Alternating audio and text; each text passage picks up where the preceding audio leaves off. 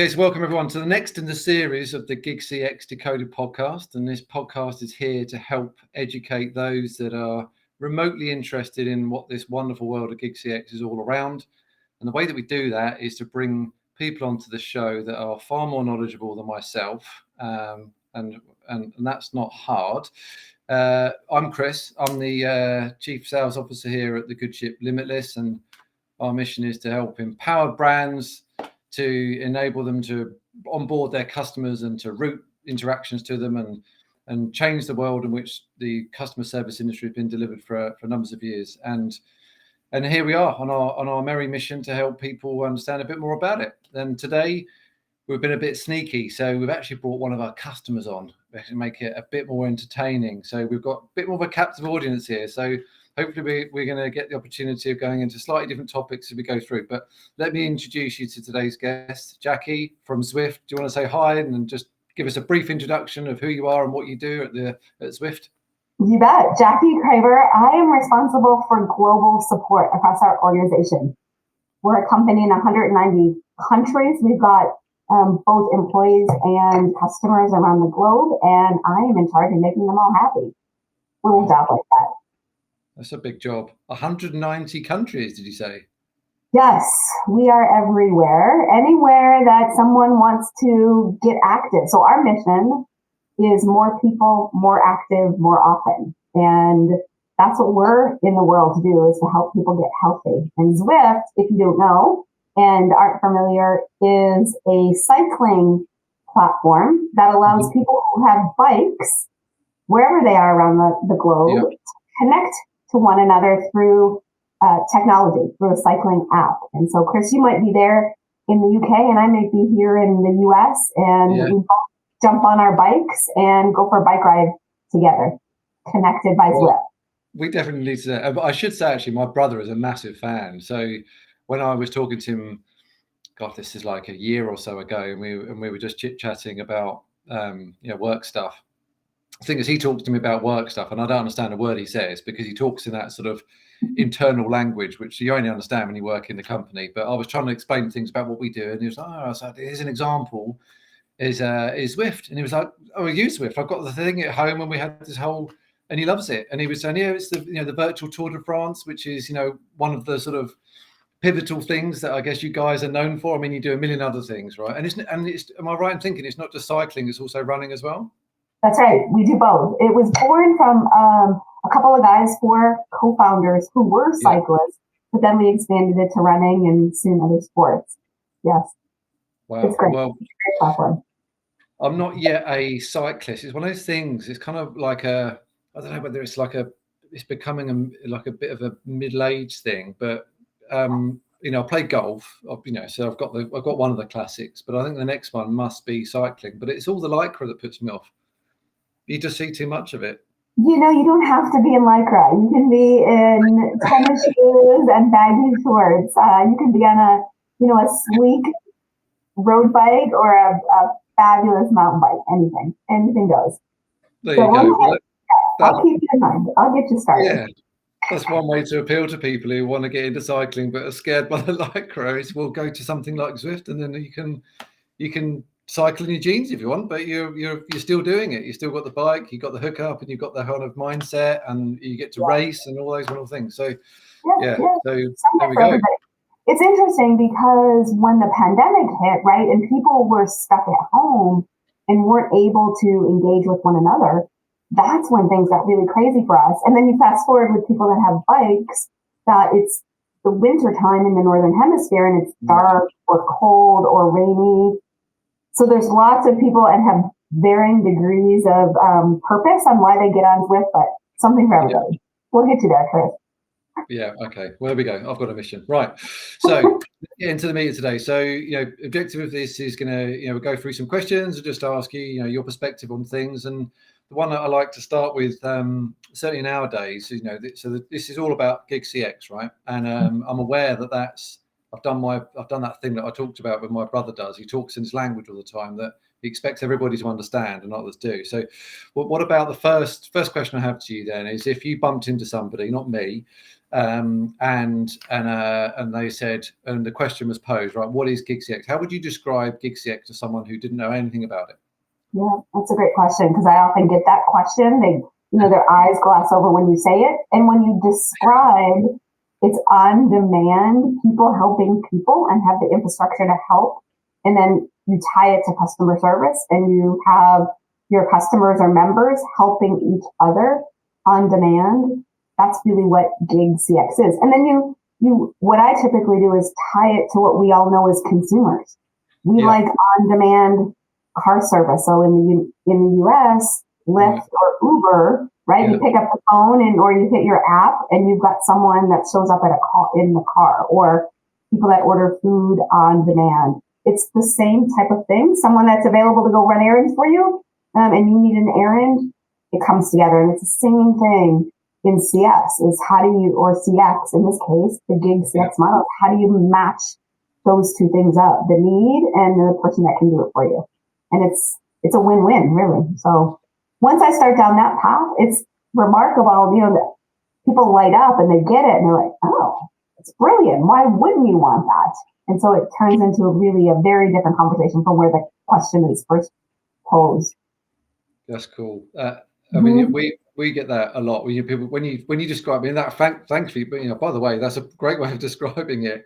Yeah, just customers helping customers. It's on demand. It's very, very similar to the model that it's almost become a bit ubiquitous, which is it's my big word of the day, like food delivery, ride sharing and all that sort of stuff. Because I remember my first Uber moment, and I was like showing everyone. I was like, look at this! I can see a car coming in, but I can, I distinctly remember it. I know exactly what the trip was in London from my office to my training station, and you remember. And then 5-6 years on, it's just it's just embedded in you, and hopefully this is what GigCX will be.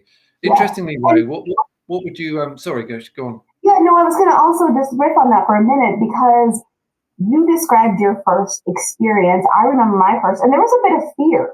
There was a bit of, I don't know about this, right?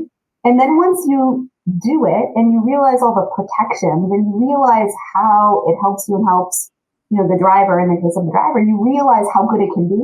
I do think that same thing exists in GigCX to a small extent, where I don't know about this. I can't let my brand be repped by someone else that I don't know or don't control in the same way. And then you do it. And for someone like myself who did it in a pilot way and then got the data, it was like, it's better than you think. And that's how it is, with the car service. It's like, oh my gosh, now you just do it and you don't think anything of it. That's what I think GigCX is going to turn into. Yeah, that's really cool. And the fact that you've hit what I think hopefully is the major benefit around this, which is there is that that sort of mental leap about trying something new, because this thing hasn't been around for so long. Whereas, like if we turned up at your door, how long we've been customers now? 2 years or so? Been about 2 years, something like that. And we said, right, Jackie, we've got this wonderful new technology. It's called a chatbot. And you'd be like, yeah, I know what chatbots are. They've been around for a while. What does yours do differently than these other ones that keep talking to me? And but we don't, fortunately, we're not in that position, because we're talking about something that you'd never bought GigCX before and you'd not bought from Limitless before. So we have to spend the time to get you kind of comfortable with the fact that this is the first time you've done anything in that way, let alone what we think we do better than potentially some other providers. So that's as you think, but look, that mental leap when you go from, I want to, feel like I can, whether would you say it's control, or is it just like confidence around that leap into something like this? Yeah, I think it's confidence more than control. I don't need to control everything. I just need the confidence, whether it's my own employees, a BPO that I outsource to, or the gig model. I just need the confidence that they're going to represent my brand in the right way. And that's really what matters, is that confidence. It's interesting, and if I may, because I want to share something with you. Like, I have been at Zwift now 3 years and have a long history in contact centers. not every contact center is willing to take a risk of confidence building, right? And so I understand that. I am lucky to work at a company, because I tried it in a previous life, Right. but I'm lucky to work at a company that saw it not only as a, go ahead, Jackie, we'll support you in this crazy idea. Yeah. even remarkably the other extreme, which is we're a community-based company. Like we want to create a sense of community.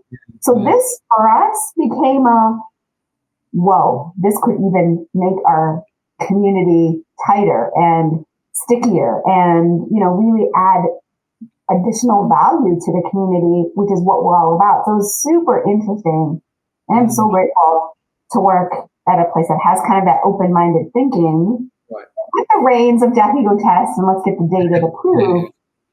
But the data was just ridiculous. So it's definitely a journey of adoption for people to get the confidence that it's going to be okay, that we're not going to hurt the brand. That's great. That's fantastic. Mm-hmm. Next question I have for you is something that I've become very accustomed to, but I'm aware that again, words, different meanings around the world, but certainly different like sentiments more than anything. So, do you think there's a stigma associated with the word gig? And obviously we're talking about GigCX, but the word gig is used a hell of a lot more than it ever was before. Do you find do you think there's a stigma associated with it? How would you describe it? Yeah, because I don't know if stigma is the word. I just think it has so many connotations that when you say gig and I say gig, we may not even have the same definition. Yeah. You might have a connotation that's very different than mine, and it may or may not be the same, and it may or may not even have the same understanding of what it is in our industry of support. And just like customer experience and customer support there's a lot of confusion around just CS, CX, right? CE, customer experience. So I think gig is in a similar place. It's just a little misunderstood. So if you can get someone engaged in a conversation, then that's where it really comes alive. Yeah, I think being misunderstood is probably the best way of just describing it. And because everyone's probably been, like you mentioned, Uber, Lyft, or food delivery. So I think you'd be hard pushed to find somebody now that hasn't been a consumer of the freelance economy or the gig economy. The two things are interchangeable, and you then create your relationship sometimes with the general market based on that. So some people might have had a really great experience with Uber, or a really great experience with Airbnb, or food delivery or Postmates, whatever it might be, and all of a sudden, that. So then when you say, well, it's that sort of thing, but we're just doing it here for contacts industry, yeah, great. But you can also have bad experiences, right?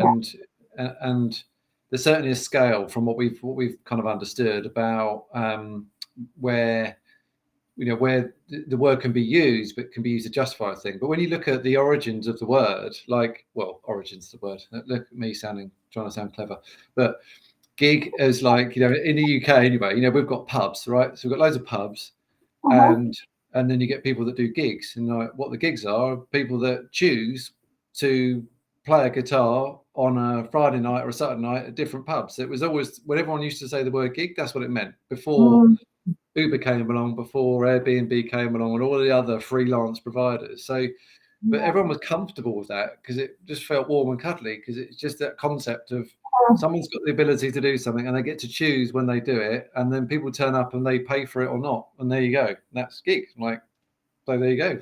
We've just taken that, plonked it in the CX industry. Yeah, that's cool. And there are certainly things that can go sideways, right? So just like when you sign up to a gig in a pub that doesn't treat you well, or there's not enough space. I mean, there are things that can go wrong as well, but that's where I think the partnership comes into play, that I have to know you as my partner, and you have to know me as your partner, and make sure we understand what those triggers are. What are those, those bumpers that we want to protect each other, because it doesn't do you any good or me any good if we don't have that connection back and forth. And I was, as much as I was bullish on it, as much I had support from the company, I still wanted to make sure that I did my homework. And as we started our relationship, we were putting everything in place to make sure it was successful, which it was.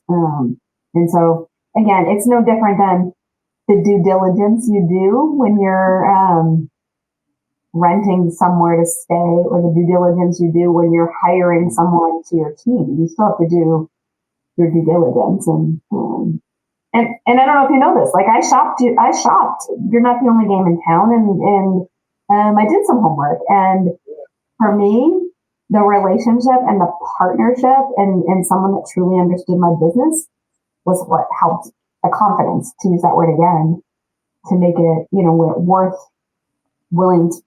taking a chance with Lauren. Yeah. I didn't know that. So you did some shop work. Well, I'll ask you some more questions about that. So maybe just help the audience with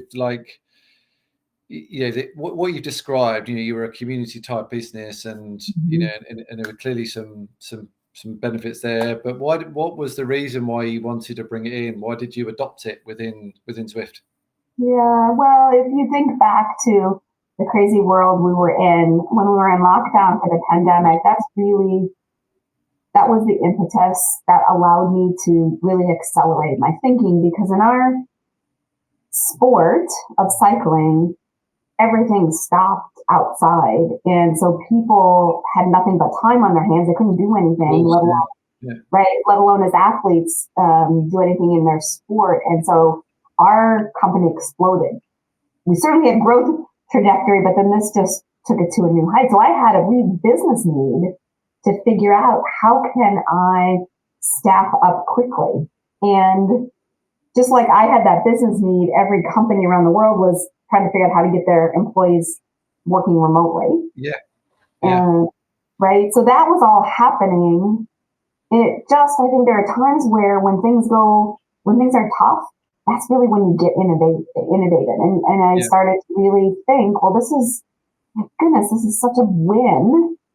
I don't have to wait for my partners to staff up. I don't have to, post a job and interview and then wait for the cohort to get a class trained and then get them up to speed and onboarded, right? Like that's just tick tock. The clock is moving. Whereas I had millions of customers, or we call them members, or part of our community, that were already using our products. I didn't have to do anything other than ask them to join. And that was really when it started. It was the urgent need I had from a business standpoint that turned into this incredible opportunity.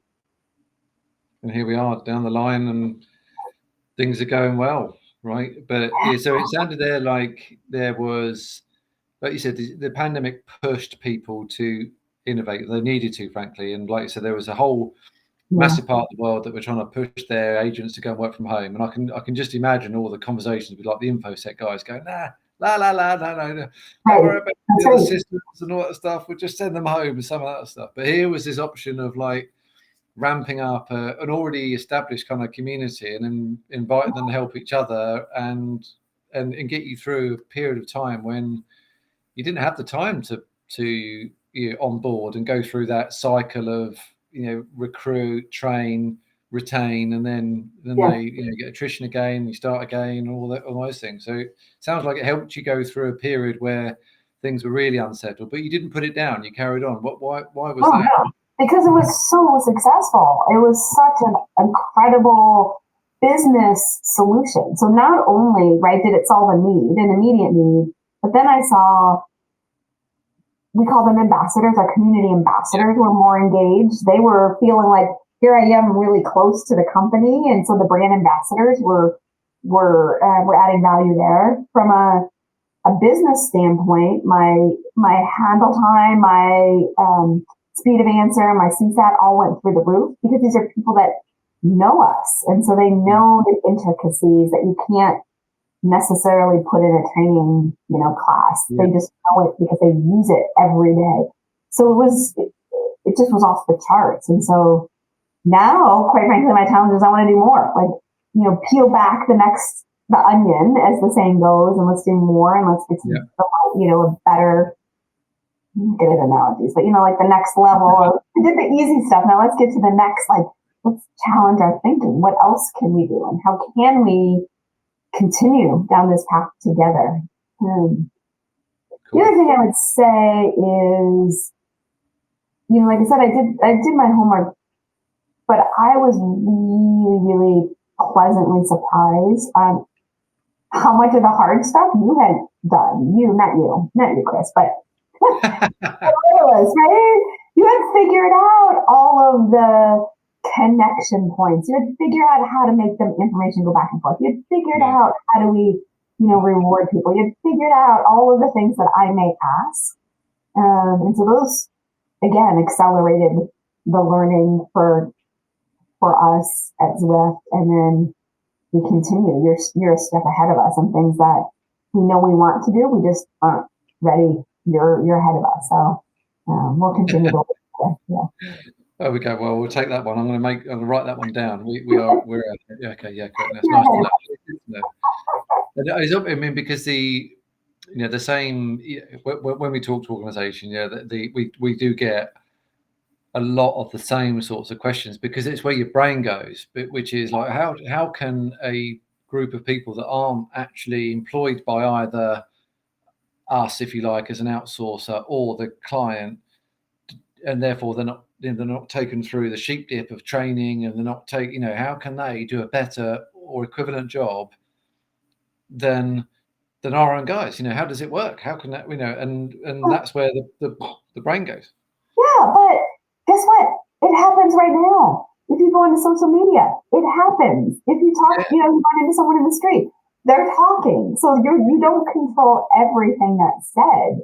So when you step back and put things in perspective, and you realize you see it, in all over in the interwebs, where people are speaking on your behalf, and if you can just harness that and turn that into glass half full instead of glass half empty, then it's really powerful. You got to have, you have to have a company and a product that is supportive. Yeah. I mean, I don't know if I was in banking, it might be very different. And I was in banking. So it definitely, you have to have the controls in place, and you've already solved that. In my case, there's a lot less risk in cycling than the financial institution, but you figured that out anyway. So. Cool. So, you're clearly a fan, which is lovely. So my next question is, so let's say there's someone listening to this, or let's put it another way. What advice would you give somebody that is starting to, they keep hearing this GigCX thing kicking around, and and they want to look into it? What advice would you give them to help them on their journey? Yeah, a couple of things. First, don't fear it, because it's happening already. So think about how to just change your thinking. Right. Second, start small so that you get the wins and you learn and you have then the case to show the value that it brings. But also think big, think broad, think strategically, think how it deepens the relationship with your customers. So instead of a transactional purchase decision, perhaps, that someone's making with your company, now it's turning into a relational interaction with them. So it really, if you just change the way you think about it. And then, if that still doesn't work, hit me up on LinkedIn and I'll help. I don't know if I'm supposed to do that. Sorry, Chris, if I'm getting into your business. This is the platform. If you want to do some self-promotion, it's absolutely fine, Jackie. Well, because I also had, like I said, I had experience where a company wasn't willing to do it. And they just only saw the risk and super conservative and viewed it very, very differently. I think I know that one. We won't say them here, though, but I think I know. No. And that's okay. It has to be right. And so they'll just be later to the party. I think, everybody will get there at some point. I just think, how innovative and how innovative the company is, how passionate the CS leader is, and how open and supportive the executive team is, I think everybody can get there.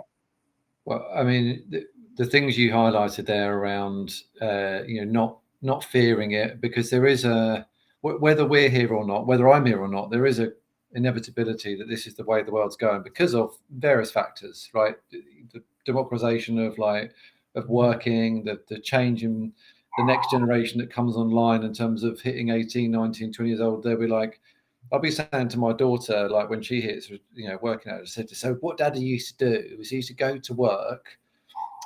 He'd travel 2 hours to work. He'd sit at his desk for 9 hours, and he'd travel 2 hours. And she'd be like, "Why would you do that?" I'm like, it's just crazy. So this whole concept of like, well, stop trying to bring the people to the work. You can broadcast the work to the people, and they're there if you find them in the right way. And that, so this stuff's inevitable, right? In my humble opinion, whether we're here or not. So don't fear it. Start small enough, but with enough in there to be able to measure the success. But the third thing, which you do incredibly well, and you probably do yourself a disservice in this, which is you need someone passionate enough, strong enough to say, yeah, we want to do this because it promotes all the good things that we want to do, and the things are changing. We've got to do it. So if you're that sort of person, or you can speak to that sort of person in that leadership role that's able to do it, because this wouldn't have happened if Jackie wasn't around, right? Everyone needs a Jackie to come in and go, right, we're going to make this thing work because it makes sense. Start here, measure, and then we'll see what else can happen. So there we go. Everyone needs a Jackie. Right, there you go. I'm gonna say this. So there's as we stand today, we are in the middle of February. And I was talking last week actually to a big management consultancy, McKinsey. We were sort of talking quite big around all the big change and stuff in there. But do you have a view on what big things are kind of going on in the CX industry right now? And could you relate that at all to anything around what GigCX is doing? I mean, we've talked a bit about it, but maybe you could just sort of talk a bit more about that. Yeah, I think particularly in the macroeconomic state that we're in, cost will be something that everybody looks at. And it's not uncommon, right, that some organizations view support as a cost center. And so I think there's going to be a real struggle around cost and benefit. And so one of the things I think is going to be more important than ever is how do you use your support center, and how do you use when your customers or members or people that need help reach out, and how do you turn that from a cost center into business insights? Right. Yes. People just don't contact you when things are great and say, love you guys. They contact you when something's wrong, and that's a moment of truth around your product or your brand. And so I think that's going to be a real differentiator is how do you think about the move from cost center to insight center, and then really strengthen your product. So that's one. In light of cost, just how do you work smarter, not harder? I think automation will continue to be key. I think companies that do it well will get the advantage. I think there will always be a need for human support, and I think the gig model is just in its infancy, quite frankly. I think people are going to get it, and I think that will be something that continues to become much more strategic. And then just partnerships. I think in the business place, having partners that add on both sides, just not in a financial transactional way, but how you help me and I help you, and together we go. I think finding those right business partners is going to be another trend that continues. So those are probably three, Chris, that I think are going to be more important than ever before. Well, it's consistent. I mean, hopefully one of those predictions is true, which is that this is in its infancy, right? That's kind of why we're here, but hopefully it will. But it certainly feels like that's the way that the model's working. And something you picked on, and perhaps our last point to just chat through, was you said during the conversation, which is this is kind of already happening. Like the concept of a community is already there, because forums and communities have been around for quite a long time, which are people working on their own free time. They've got the product expertise. They genuinely want to help, and they get a kick out of that. You attach the kind of reward on top of that, and you had the gig economy thing about, well, if you do really well, you get a rating system like an Uber driver, that sort of thing. Then you can start to professionalize it and start putting some KPIs around it in the same way that traditional contacts, and dare I say, would be run. But already, like you said, it already kind of exists, and hopefully that's something that will continue. And I think you're absolutely right in terms of the cost pressures are always there, but the contact centers were always and still are regarded as cost centers, and a lot of them get their budgets as a direct relationship to their front end sales. If we sell a gazillion of these widgets, you get a percentage to run the things that potentially we don't really want to have in the first place. But what we're seeing now in the middle of February 2023 is the huge amounts of layoffs as a result of the decline in predictions for these bigger organizations that are now downsizing what they think they're going to sell. And that's going to be putting pressure on, therefore, the contact centers to manage all of the support. But maybe the support isn't going to change. The demand's still there, and you can just see it all coming together. So there we go. Yeah, and it is interesting as you see all these layoffs and you see these both at the company level, but also at the individual level. These are still people that are still brand loyal, right? So magic room in my head goes to, okay, this is a time where gigs should be like lighting up. So if a company is making some tough decisions, they still have to support their product, and who better than the people that know the product? Same thing in the community. People still use the product, even if they're, I might, let's say I don't want to use this example, but if someone's looking for employment now, find themselves looking for employment, they're good humans, right? So they could rep me. They could be in your limitless network among a whole portfolio of your clients. Like, could you imagine? Ooh, that's a good one. I don't know. Do you do that? There's definitely something in there. We need to look into that. Right? But I just think, I don't know, the way I live life, I just think when there's something hard, there's an opportunity. We just haven't figured it out yet. And I think this is a moment where the gig model could really explode in a really strategic way. And I'd love to see that happen. There we go. Right. Well, Jackie, we could talk for hours, but I always love talking to you, and your energy and passion just dives across the screen, right? And hopefully people are picking up on that as we go through. But I think the biggest takeaway from me in all this, everyone needs Jackie, right? It's as simple as that. So I'm going to use that. It's going to be the tagline for this podcast when we put it out there. You want to get this done? Get a Jackie, because that's what I'm going to do.